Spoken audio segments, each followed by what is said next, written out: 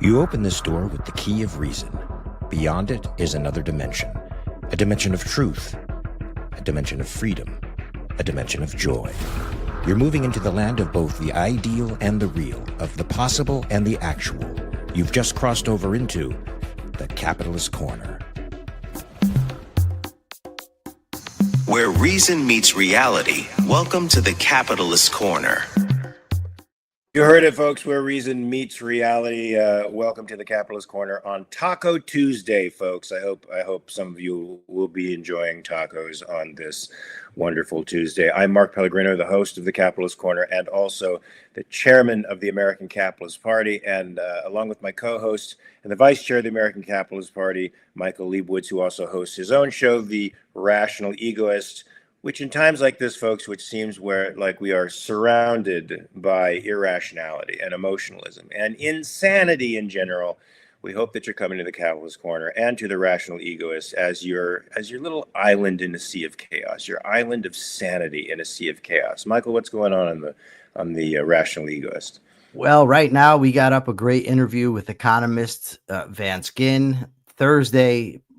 Or Friday. I'm hoping Thursday. I did a great interview with covering psychology as a topic. Next week, I've got the review we did. Andy Bernstein and I did a review of $1 Million Baby. I think that's going to be wonderful. I'm interviewing an objectivist on Thursday. I've got a bunch of interviews lined up. Maybe sometime Mark will get off his high horse and agree to condescend to come on my show. I don't know. So many times. I'm kidding. It's a joke. Maybe it didn't land. Sometimes my jokes just don't land. People in the comments are going to think that I am conceited and do not go on your show. They're not. If they think that, all they have to do is go look at my show. If you think that, if you believe that in the audience, then I don't know how you don't drown in the shower. I'm reading a good book here by Andy Bernstein. This is a good book. It's called Why Johnny Still Can't Read or Write or Understand Math and What We Can Do About It. I'm reading this because this is in my queue. I've got another one of his books in my queue as well, but I want to interview him about that, but that's a little down the line. Peikoff's Why Johnny Can't Think. I'm assuming it's jumping off from Peikoff's book, Why Johnny Can't Think. Yeah. Will you crack that code all by yourself? Well, there's a lot of people here who do not know that Peikoff wrote that book, and that Peikoff didn't write that book. I thought Peikoff did write that book. Which book? Oh, I thought Peikoff wrote the book Why Johnny Can't Think. Peikoff wrote an essay called Why Johnny Can't Think that was based on an original, based on a different book called Why Johnny Can't Read. Okay, he wrote an essay, but it felt like a novella. All right. So anyway, folks, let me just say before we go on, I've had very little. How do you put up with me? I don't know how you do it. I've had very few people in my life that can put up with me. Thankfully, you're one of them. I have big shoulders and I can take a lot, and I'm proud of it. Hold on, I hear something happening in the other section of the house there where my dog is inhabiting. Look, folks, we are not affiliated with the American Capitalist Party. I want you to know that. Everything that we say here will be the opinions of two capitalists who happen to be the chair and vice chair of the American Capitalist Party, but what we say here does not necessarily represent the policies. For those, you have to go to AmericanCapitalistParty.org and check them out. I also would recommend that you go to the webpage for Capitalist Corner and check out some great blogs by Persephone on some of the topics that we've talked about. There's also great reading material there for you to check out. And also, folks, merch is now online. So if you're digging the show and you're liking it and subscribing to it, as you should be doing right the fuck now, and if you are also sharing it liberally from YouTube to other social media platforms, as you should be doing right now, then you should also be getting merch, because the merch is pretty cool. Me likey a lot, all right? Including the toque that says "Make America Capitalist Again." I love it because we are using a Trump trope to fuck the Trump world over with real liberalism, which it needs. Michael, I have to check on my dog real fast, but you sent me some very disturbing tweets and I want to talk about them, but give me 2 seconds. If you want to go with Pam Bondi first, Well, first I'm gonna address what's happening in the chat. That's the first thing that I'm gonna do, because while it's nice that there would be a competition between Mark and I, it'd be nice if you just bought all the merch. That is the preference. Please remember that I'm very poor, and any merch that's sold will be a great help. So no, buy the merch if you like it. I'm sure you will. I've seen it. Persephone did a great job. I think that you should buy as much as you can, and I think you're going to enjoy it. Is there, and the Patreon now is up, folks, and operating, and you will be seeing tons of content coming out there very shortly. Michael, are they saying that they want to buy Michael merch more than Pellegrino merch? No. There's Team Michael and Team Mark taking place. So I told them they should buy it all because I'm poor. But then I said, no, don't do it because I'm poor. Do it because it's good merch. And now we have a competition to see who is the poorest, because Manu says we are all poor. So I don't know. But I think those dollars, Manu, would be well spent, or whatever the currency is in Brazil. Is it it's not the real. What is it? I forget what the currency over there in Brazil is. But it would be well spent on a Codswallop T-shirt. Yes. Because nobody in Brazil is going to know what Codswallop means, and they are it's going to be a conversation starter over there for Manu. I don't know. Manu has made my day. Team Poor versus Mark. Okay. There we go. Yes, Manu. Thank you very much. Hey, so Michael sent me a series of terrible tweets that should have everybody frightened. I'm going to I was going to deal with Pam Bondi first, but I'm going to do the last one you sent me, because the last one freaked me out beyond creepy Steve. No, Steve Miller. No. Creepy Steve Miller is the bad one. But no, you sent me this tweet where a reporter asked Trump, "What do you make of General Bondi saying she's going after hate speech? A lot of allies say hate speech is free speech." And Trump says to this reporter, who I guess is for ABC News, "She's probably going to go after people like you. You treat me very unfairly." And he goes on to brag about how her company awarded him $16 million. They've been very unfair to him, and they've written and spoken fake news about him. So they'll probably go after them. Now, Michael, I have never heard a president overtly. Well, first of all, I've never heard of a president suing networks before and settling for enormous sums of money, as this president has done and continues to do to this day. So he's still suing networks that he's got a bone to pick with. But I've never heard such straight out threats to the media. Now, folks, when the chief executive of the laws of the land, the most powerful individual on the face of the earth, threatens your company, that is a very chilling thing. All right. And every person out there, including MAGA people who are dancing in the end zone because they're finally getting their revenge fuck against the left, you should be frightened too, because everything the president does sets a precedent, right? It wasn't at first written in the Constitution that the president should have 2 terms. It was simply a precedent set by the first president, and that everybody followed until Roosevelt. Presidents set precedents. Each administration sets a precedent that pushes the bar further and further over the last 100 years, further and further away from the Constitution and further towards great executive power. That means the president has almost king-like authority.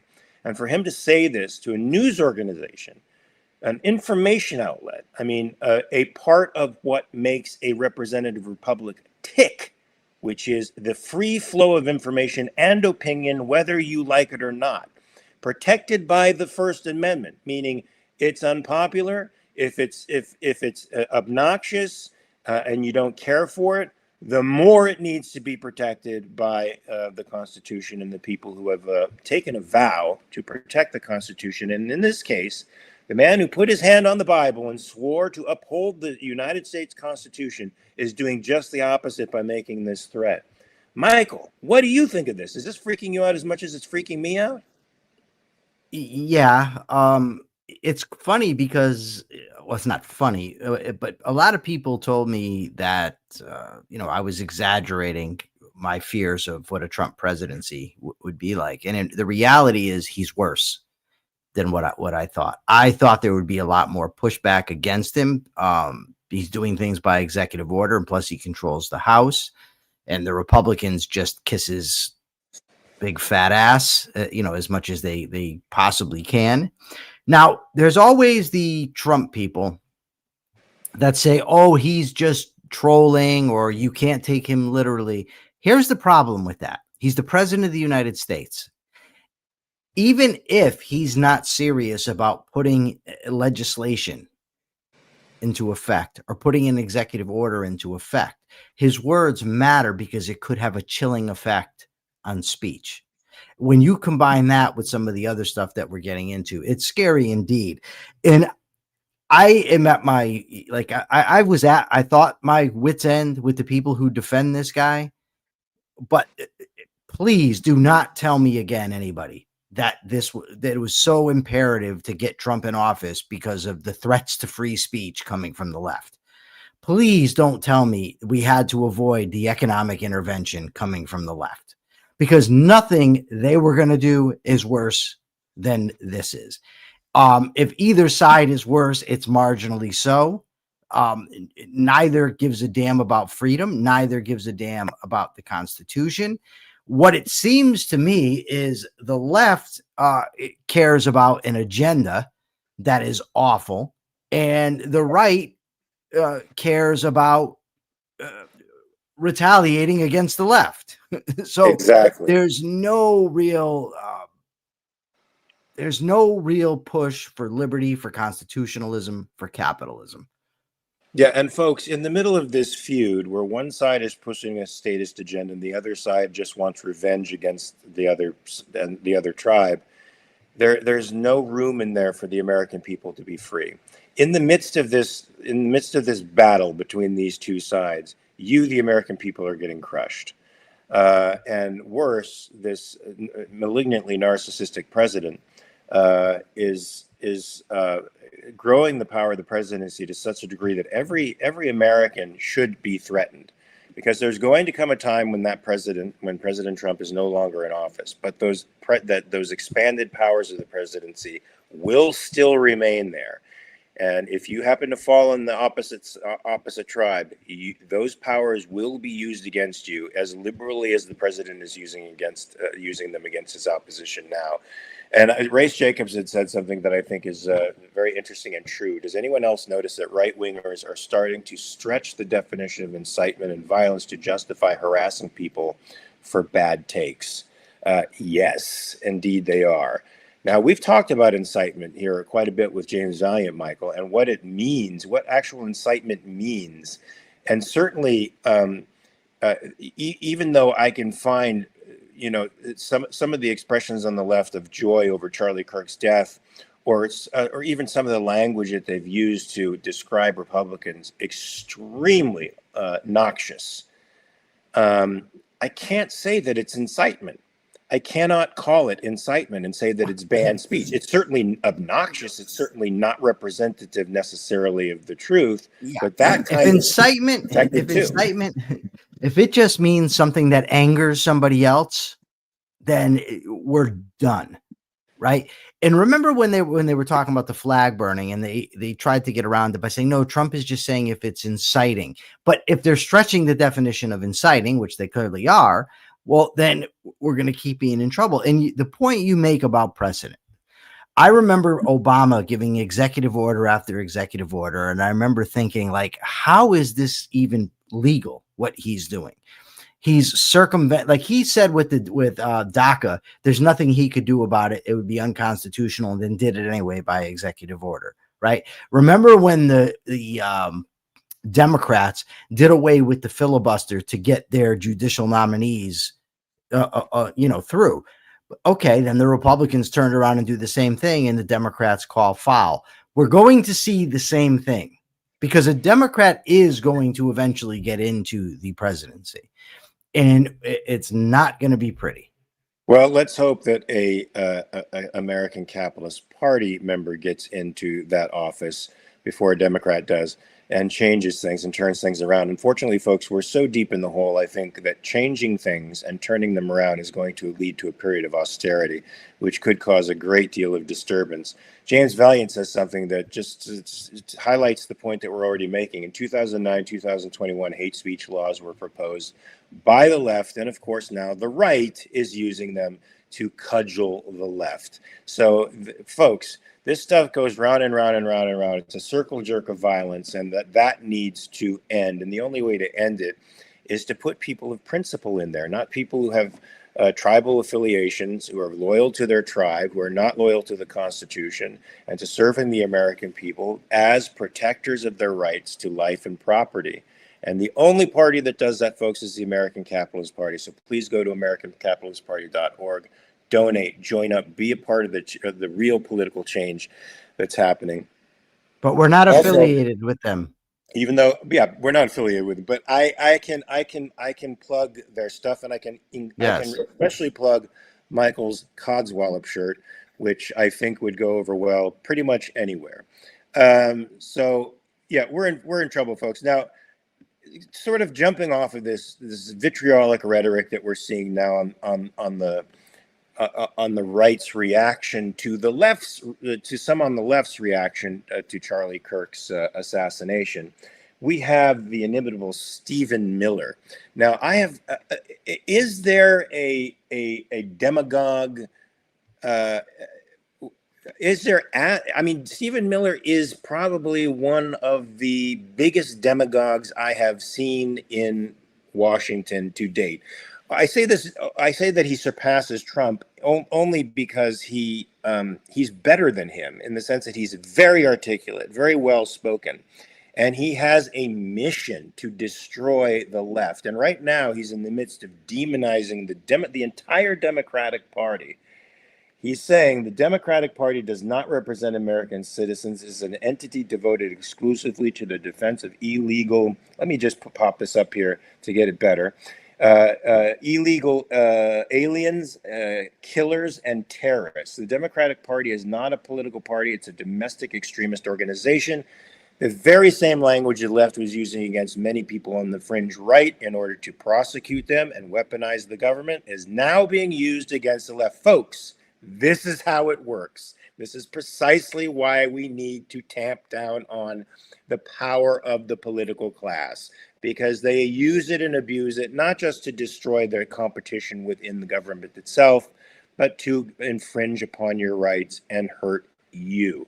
And a guy like Stephen Miller is an extremely dangerous guy. Now, I could be probably taken out by Kash Patel for saying something like this, Michael. I mean, because I'm criticizing Stephen Miller as being a very dangerous person, does that put me now on a list of a potential, like a Democratic Party person who's anti-American because, of course, the Trump administration represents America, and somebody like me, who I think truly represents Americanism, is now the enemy? I mean, listen to this. They defend illegal alien killers. Now, this is such hyperbole. What the Democratic Party, whom I do not agree with on everything, was attempting to do was to actually argue for due process in an already extra constitutional action on the part of government to just unilaterally deport these quote unquote illegal aliens without due process. So trying to bring due process into the system is now considered anti-American. Well, due process is the most American concept in the world. We can thank the English for giving us due process and for us for expanding it to the extent that we have. And they're labeling everybody terrorists now. Now, labeling Trendy Aragua terrorists, look, drug dealers aren't terrorists, folks. They're not terrorists. They're not attacking civilian populations with the intent of pushing through a political agenda. They are not terrorists. They are people who are existing in a black market caused by the government itself, because the government is prohibiting the sale and use of an item for which there is a massive market.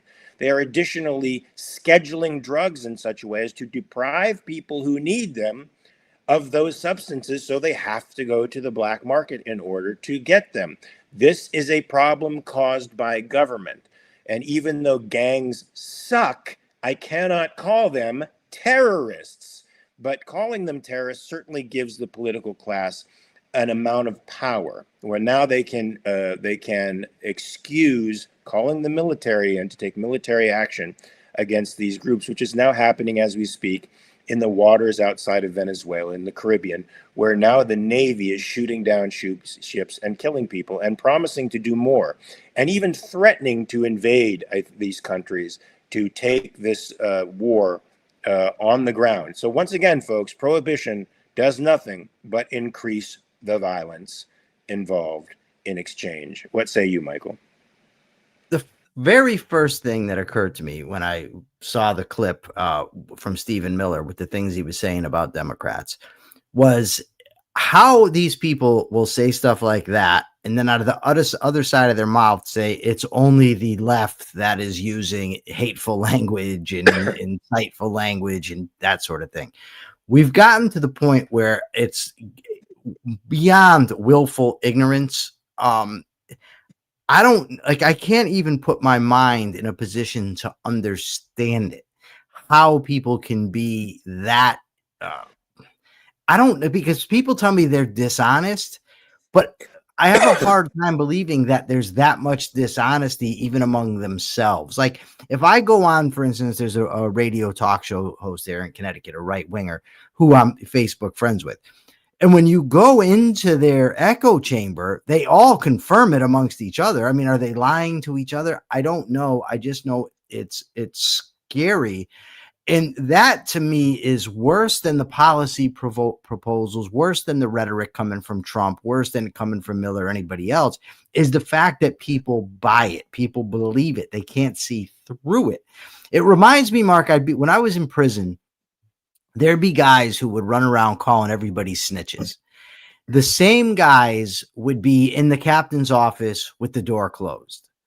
And I used to think to myself, right, do people not see through this? Like, how do people not get it? And I don't know if they knew it or, didn't know or just pretending. And it's similar to this. I don't know. I do know that the rhetoric is scary. The fact that they're putting in policies are scary. And there's no real pushback. There's no intellectual challenges. If Republicans come out and challenge it, they're called rhinos or, traitors or whatever. If Democrats do it, they're just leftists, so they can be dismissed. And even if you just criticize them like we do, they just will call us Democrats as well. I mean, it's a very scary situation. And the best we can do is just keep talking about it, keep making rational arguments. And before I close this, let me just say, is it just me, or does Stephen Miller seem like he's not mentally right? Like something's wrong with this guy. You're right. He's articulate, but it's almost like Rain Man talking. I can't even picture him laughing. That's interesting. I don't get that. Like when I listen to Hazal Din, he's got the flat affect of somebody who's clearly mentally unstable. I don't get but that. But he has a sense of humor, Mark. The difference is and I don't think Steve Miller does. Hazal Din has a sense of humor? Oh, sometimes I know he does. Yeah, he does. He broke your balls when we went on the show with him. I mean, he clearly caught what he was doing. I mean, it was making a joke. Stephen Miller just seems like he's just like, immigrants are bad. Drug dealers are bad. We must kill them. We must get them off. They must get out of here. Like he doesn't have any, I don't know how to even, any personality beyond that of like a robot. Yeah, I don't get the robot thing from him, but I do get a guy who is a true believer, passionately demagoguing for the side that he thinks is right, and he's got the power to do it, and he enjoys that position, and he enjoys lording it over people. To me, that's clear, and that's scary. So deeper with Diego says the word incitement doesn't seem to have any sort of objective meaning in the context that it's usually used colloquially. I get that sense as well. Now, didn't James Valiant describe it as it's language that has to be followed immediately by violence? Isn't that the timetable, Michael? Because I could look at what I'm seeing, say, with the American Communist Party and the terrible things that they're saying, some of which are like, it's the time for talking and politicking is over. We have to go to war. Basically, they're saying we have to fight now. Pick up your arms and go. That seems like incitement to me, but it's not leading to immediate violence. Now, didn't James define it as incitement as leading to immediate violence? So in other words, if Trump had said, really, you got to go to the Capitol, we got to stop this process of election right now because it's unjust, go and fight. That would have been incitement, to violence, which is not free. I believe there has to be a proximate cause. Like it has to be a direct link. Like it can't just be some random dude on the internet saying we need to go to war, right? It has to be somebody that actually has the power to command people to do such a thing. I think. I mean, it's been a while since we had Jim on. I take in a lot of information and I forget things. But I remember one time in school, for instance, I said, "Oh God, I wish someone would blow this place up." Now, I had no ability to have anybody blow the place up. I wasn't serious about blowing the place up. It was just something I said. But the school I went to, it was for special kids. So I was restrained, brought into the padded room and held down because of the comment. But I would say that I wasn't actually inciting anybody. And I think it's a similar dynamic. If you're online running your mouth or making a post, it's not incitement. I think there has to be a direct connection to actual violence. Yeah, we're reaching the point now that Britain seems to have already reached, which is your posts online can be used against you now, and they can get you arrested potentially. They can possibly have you lose your job at the government's behest, not private citizens making up their own minds. But we're starting to reach the point where the First Amendment is becoming irrelevant in the eyes of both the left and the right. And I remember Peikoff saying, if there was ever a time to actually start fighting, like physically fighting, it's when there's no more First Amendment. So that is something that has always stuck in my mind. And I never thought I would see the day when both the left and the right were squarely aligned against the First Amendment. I mean, hold on, Mark. Let me just say, because not just in the sense that they already have been for years with the FCC and regulating speech in certain ways, but overtly saying that the First Amendment is terrible. But there have been conservatives pushing back against, for instance, Pam Bondi's comments. So I just don't want to put it like it's the entire conservative universe, because there are a lot that are pushing back against the hate speech stuff that we're going to get to soon. Good. I would like to know who some of those people are, because I don't see them, but you can help me with that. Kat Sterling says, what if he gives himself a third term though? Is that possible? Because it can also spiral badly if it is. Now, he's of course floated the idea as a trial balloon a number of times, not just once, but a number of times. He's prohibited by the Constitution to do that. And I do think, Michael, that would be a step too far. I don't think even Republicans who are ultra MAGA at this time would allow him to do a third term, or even try to do a reach around with J.D. Vance as president, who would then resign and let Trump come up. And I think there's still enough respect in the Constitution for enough folks on the right that this would be an abhorrent power grab for them.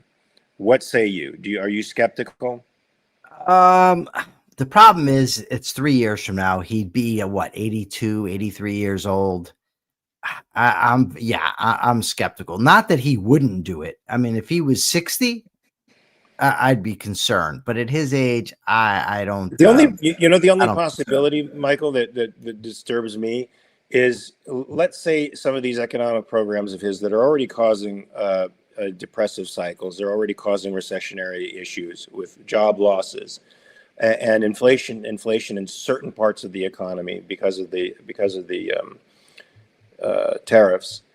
what if he is able to affect, not on purpose, but just because he's so incompetent, some form of economic collapse that causes some kind of societal decay, some precipitous societal decay, and he once again declares an emergency power that would enable him to stay in longer. I don't know if such a thing could exist. We'd have to talk to James about that, but that's one of the only circumstances I could see him trying to extend his. They had an election in the middle of the Civil War.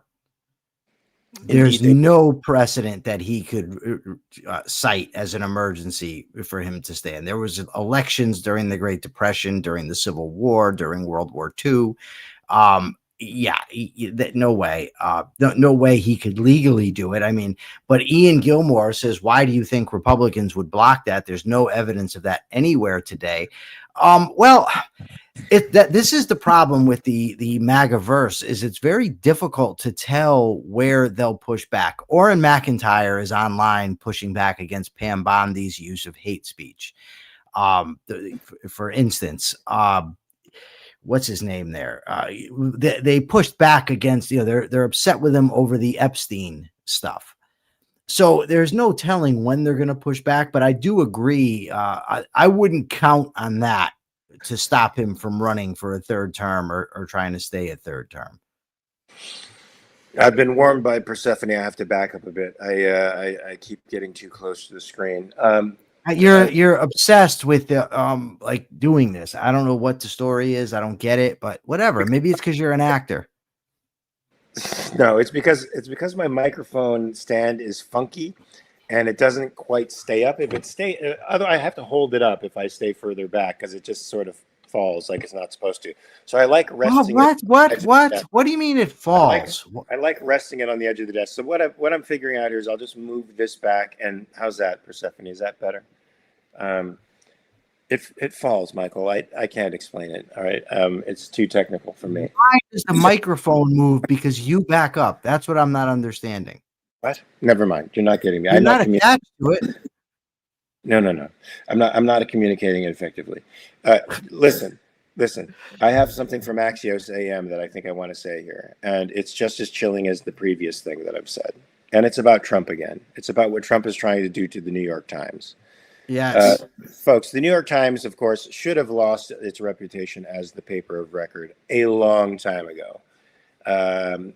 They continuously seem to award Pulitzer Prizes to fake news and fake news items. And they certainly are not, they're certainly becoming known as a newspaper that pushes a narrative and doesn't necessarily tell the news. But of course, you're free to buy the New York Times or not. You're free to, there's hundreds of other pieces of journals that you could purchase.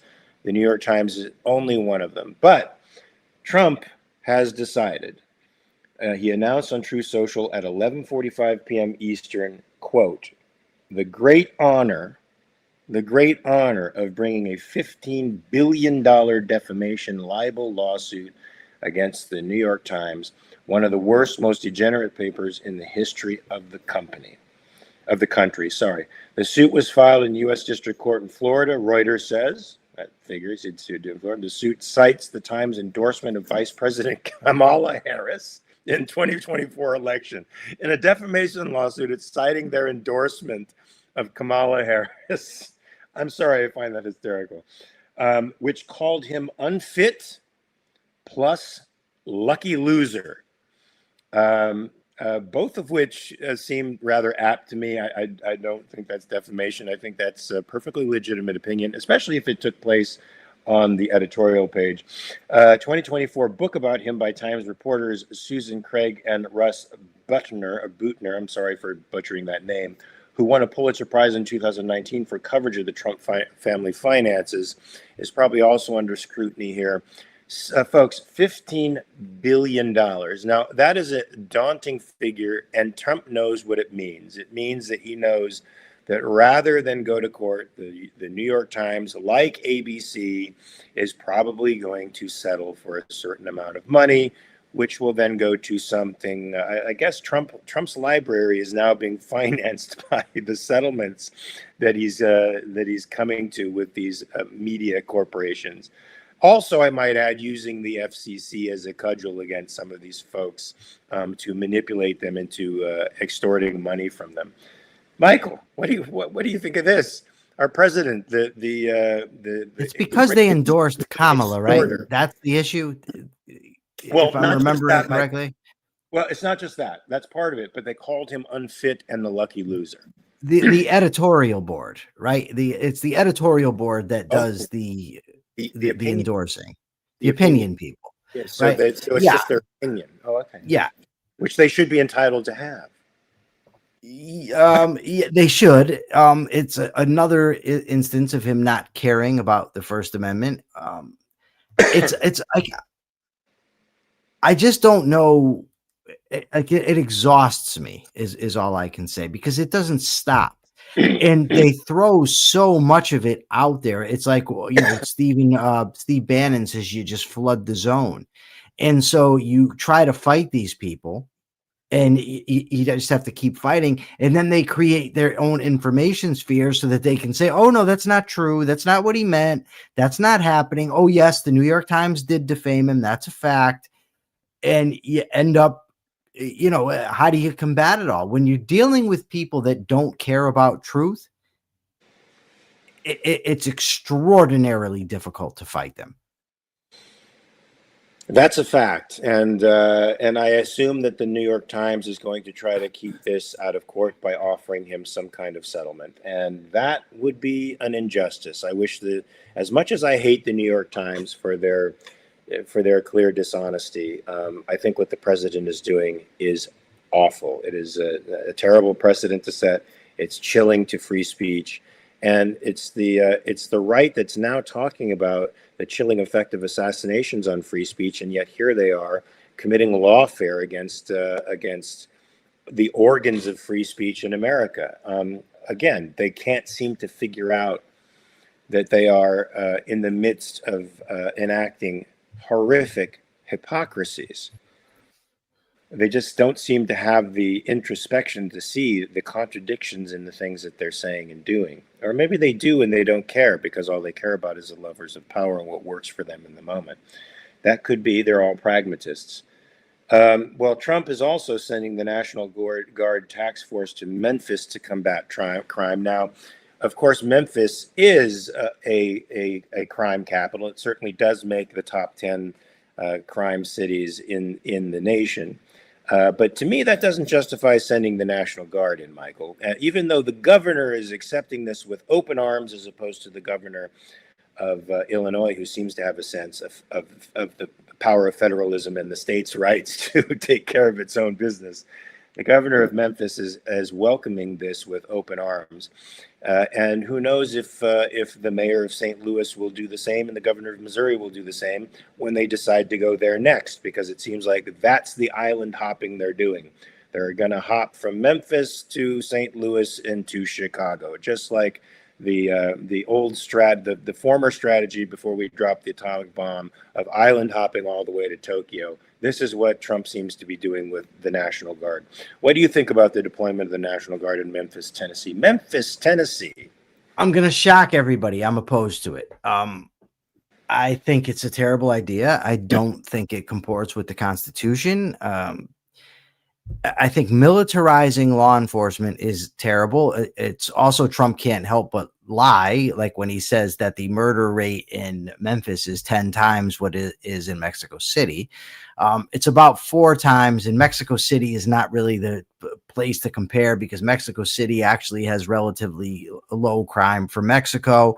And then there's also the case that data. I mean, it's really hard to get data from other countries like that too, because we can argue that, but then this is always my point when people make the point you just made. Okay, but then don't make any claims about it, because we can't know. If we can't know, we can't know. But crime has been dropping in Memphis anyway. I read today that it's at a 25-year low. So I just don't I don't know. It seems like these are just grasps for power, and he just keeps getting away with it. The only possibility, I've never in my life endorsed Democrats, but I think we have to root for Democrats to win in the midterms, because that's the only chance of reining this guy in. Look, there's a Proposition 50 that will be coming on the ballot in California, where Gavin Newsom has decided to fight Trump's redistricting in Texas to gain more congressional seats and to gain more power for his agenda. And although I think it's a completely corrupt bill, I think it's a completely cynical move on the part of Gavin Newsom. I am almost convinced to vote for it myself, simply to counter the MAGA agenda. What do you think of that, Michael? I mean, I feel like I'm making a pragmatic move here, but in some respects, the Democrats, whom I have hated for years for their statism, for their rampant statism, and for their just hokey ideology and their moral relativism, I don't know that it's pragmatic, because there's a principle in play here, and the principle is to stop government growth, stop government overreach. But from Gavin Newsom, it's pragmatic, because that's not his intention at all. It's just it's the end. No, but that's what the effect will be. I mean, we have to stop, it seems to me, this from happening. So I don't know.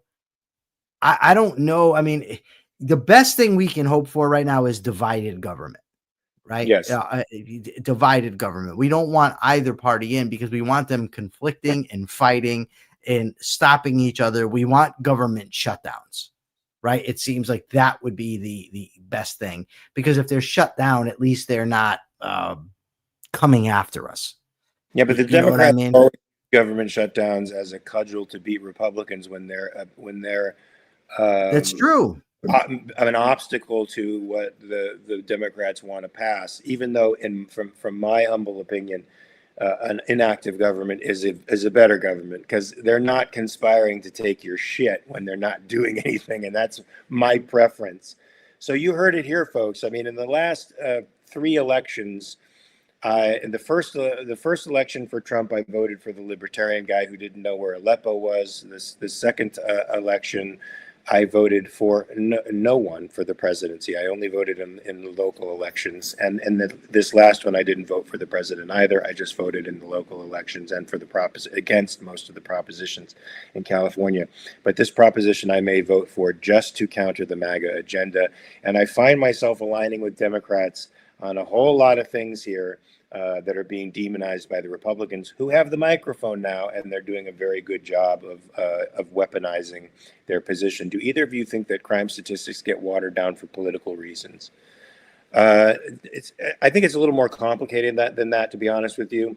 I know, for example, with certain background checks, it's extremely, for guns, for example. I know this through John Lott. Some states have privacy rules with respect to criminal activity, and they do not release criminal records. They do not release certain statistics and make them public for the reasons of protecting the rights of the criminals, particularly the ones who have gotten out. So it's sometimes background checks don't necessarily render the proper results, because you can't always get accurate information from states, and certainly whole countries define murder and define crimes in different ways, and so it's very difficult to come up with accurate information. But I don't think the bald statistics matter to Trump. Somebody in the Trump administration has even said that with respect to crime. What matters to Trump and to his people are feelings, right? That was something that was expressed in a previous article, and part of the reason they're sending these troops to Memphis, to Washington, D.C., to possibly St. Louis and possibly Chicago, is because they want people's feels satisfied. They want them to feel safe. I don't feel safe with armed, militarized police or army or Marines on my street. That's not their purpose. Their purpose is to protect me from foreign invaders. And when there's complete social breakdown, civil authority goes out the window, then the National Guard has to come in and protect innocent people from the mobs. But this does not constitute a justification for any of these deployments. They could liberalize gun laws and allow people to protect themselves. I think the biggest victims of crimes are the people most often prohibited from owning guns. Michael, one of the things that drives me crazy is in like cities like New York and cities like Chicago, they've made gun laws so restrictive that you have to be wealthy, literally wealthy, to be able to own a gun permit and carry a concealed weapon. And the people, those aren't the people who are the primary victims of crimes. It's the people in the ghettos who are subject to these gangs who control certain areas and who are committing crimes because they're trying to control the drug markets there. And they do control these certain areas. And they subject the citizens there who are people of color, who are disarmed legally by the state that they're in. When if you liberalize gun laws, these people would be able to effect a greater self-defense, and crime would probably precipitously decline. To be honest with you, that's usually been the case when gun laws have been liberated in states. What say you? About the crime statistics, I think, I don't know. It wouldn't surprise me if they watered them down. I don't think that crime stats are an exact science. There's different ways of gathering information. I mean, for instance, a lot of crimes don't get solved. A lot don't even get reported. So who knows? I mean, just think about it in terms of drug use. Right. Every time a heroin addict shoots dope, it's a crime, but nobody's reporting it. Every time somebody commits every time someone pays for a hooker, it's a crime. Sometimes people might get robbed. And, like if I was walking on the street, for instance, in Washington, D.C., when I was there, and somebody robbed me and ran, like I wouldn't call the cops because I know it's a fruitless endeavor. Like they're not going to catch the guy. So what is the point? So I wouldn't report it. So a lot of that happens. So, you just don't know what they really are. Similar with like using recidivist rates, for instance, to measure whether criminals, when they're released from prison, are committing crime, because that only tells you about the crimes for which they're caught, not about the ones that they're not getting caught for. Nevertheless, I mean, I don't think they're completely useless. Because, I mean, if you're collecting data in all the same way for 15 years and all of a sudden there's a huge spike or a huge decrease, then it's giving you something. It may not be perfect, but you could say, at least according to our data, it's down. But ultimately, I'll go back to this. If we can't trust the data, then we ought not to reference it, which is what Trump does. When the labor numbers, for instance, say that we've had a lot of job growth, Trump loves it, and you can't beat these things. Similar with the polls. Remember Trump, the polls all have me ahead. When Trump's down in the polls, they're fake polls. So we have to either use these things and go with them or not. But whatever we're going to do, it ought to stay static, not just based on what we want to hear. A deeper with Jaeger says, whenever you hear gun deaths and homicides, you are never told that a good portion of them are from self-harm. Now that's true as well. So, well, not homicides. Yeah, he means gun deaths, just in general. Gun deaths, a lot are suicides. Yeah, a lot of suicides, and also a lot of mass shootings are from gangs. Gangs, and so. They fail to make these distinctions, the anti-gun lobby, because they don't want to make the distinctions because it'll give you a different impression of gun violence than the one they want you to have, which is that it's epidemic when it's actually not, and so but it doesn't serve their political agenda, which is to keep guns out of your hands, the innocent citizen who actually has an inalienable right to self-defense. As written in the Second Amendment, which I am an absolutist on the Second Amendment. Kat Sterling says, how do you feel about arming teachers in schools to protect their students? I know that every district that allows for that has never experienced gun violence yet, as in zero gun deaths, zero school shootings. I think that any shooter now, from the interviews that we've gotten, I'm skeptical, Mark. I'm skeptical. Okay, I'm a big Second Amendment guy too. I'm just because I'm getting the statistics from the crime research. No, and that's good. But the problem is most schools don't get shot up anyways. The vast majority of schools don't get shot up. right? So to say, well, the schools that have teachers that are armed have never been shot up, that the correlation isn't causation. That's all I'm saying. I'm not even opposed to teachers being armed. I'm just opposed to mistaking correlation for causation, for saying this followed, therefore because we don't actually, I don't know how you would possibly know that. And there'd probably be other things to see. This guy Word Eater here says Tennessee allows armed teachers and they've had school shootings, but I don't know if, first of all, if that's true. I also don't know if they've had shootings when the teachers were armed. Tennessee, the state may allow it, or that might change from district to district as well. We don't Exactly. know. We don't know if that's a universal thing or if people actually follow that dictum and are armed, as they say. So look, people have choices. This is the correct position right here, I believe. Schools should be private property, yes. Perhaps if they wanted to let their customers know, they would let their teachers be armed. Yes. Let parents decide whether they send their kids. Yes. I agree with you deeper with Diego. I think that would be also the American Capitalist Party position. I'm going out on a limb by saying that, even though we are not affiliated with them. All schools should be private. We believe in a 100% choice society, and that could be a perk. Given the fact that so many students are subjected to mass shooting drills now because of this seeming epidemic of mass shootings in schools, a perk for a private school would be the safety measures that they use in order to protect the children, because they are, after all, the protectors of those children during the time that they have them. I am for arming teachers. I'm for concealed carry for teachers. I think that would be I think that would lessen the possibility of school shooters. Jason Adams, bring your question Friday. I don't think we got to have time to really delve into that question here today. I think it's a great question, though. Please bring it on Question Friday. In fact, I'm writing an essay about that right now because I have had discussions with anarchists who think it's perfectly fine to own pieces of artillery, tanks, rocket-propelled grenades, and even an atomic weapon. Now, they say that, well, it would be impossible for most people to own an atomic weapon, so there'd be no financial incentive for them to do it. So those would still remain in the property of the state.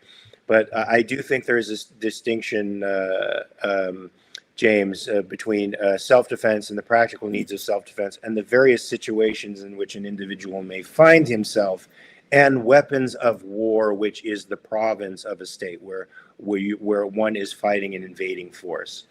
And what it means to be a militia. So I think these are all things that are we can try to answer on Friday. Am I going to be here Friday? I am going to be here on Friday. I don't know. You're asking the wrong guy.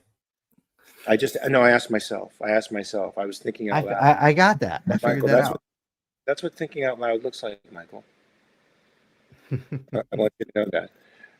So hold on. Let me go back to finding more terrible articles that you send me that just leave me in a hissy fit all morning. I mean, I found out this morning that I didn't pay my bill from August for getting my tooth pulled. I agreed to a payment plan, and I just realized I didn't pay it because I just saw the text.